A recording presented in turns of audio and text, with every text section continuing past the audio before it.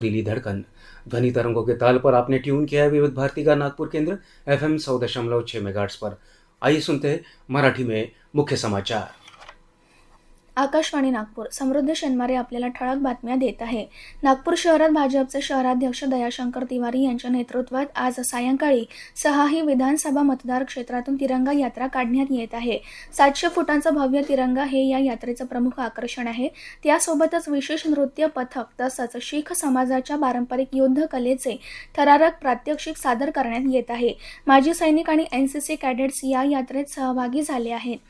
भारतीय ज्ञान परंपरा आणि वैदिक गणित जुनाट असून त्याचा अवलंब केल्यास विद्यार्थी हजारो वर्षे मागे जातील असा फॉल्स नॅरेटिव्ह निर्माण केला जात आहे।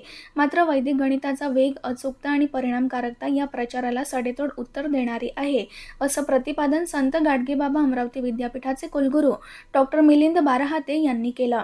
शिक्षा, संस्कृती, उत्थान, न्यास, नवी दिल्ली आणि विश्व पुनर्निर्माण संघ यांच्या संयुक्त विद्यमाने नागपुरात आयोजित वैदिक गणितावरील 3 दिवसीय राष्ट्रीय कार्यशाळेच्या समारोप सत्रात ते बोलत होते। आंतरराष्ट्रीय युवा दिनाच्या अनुषंगाने सिव्हिल लाईन्स येथील सेंट उर्सुला गर्ल्स हायस्कूल इथं काल जिल्हास्तरीय रेड रिबन प्रश्नमंजुषा स्पर्धेचं आयोजन करण्यात आलं। प्रश्नमंजुषा स्पर्धेत HIV एड्स संसर्गाचे मार्ग, प्रतिबंधात्मक उपाययोजना, HIV तपासणी आणि उपचार तसंच HIV सह जगणाऱ्या व्यक्तींशी भेदभाव न करण्याबाबत प्रश्नांचा समावेश करण्यात आला। विद्यार्थ्यांनी आपला सहभाग नोंदवून स्पर्धेला उत्स्फूर्त प्रतिसाद दिला। परकीय गुंतवणूकदारांची भारतीय बाजारपेठेतली गुंतवणूक सातत्याने वाढत असून ऑगस्ट महिन्याच्या पहिल्या आठवड्यात त्यांनी 12,921 कोटी रुपये भारतीय बाजारांमध्ये गुंतवल्याचं CDSLच्या अहवालात म्हटलं आहे। जुलै महिन्यात हा आकडा 20,200 कोटी इतका होता।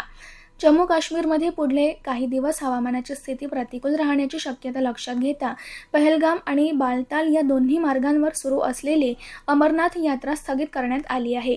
गेले काही दिवस पडत असलेल्या मुसळधार पावसामुळे यात्रेच्या दोन्ही मार्गाचं मोठं नुकसान झालं असून या ठिकाणी दुरुस्तीचं काम सुरू आहे।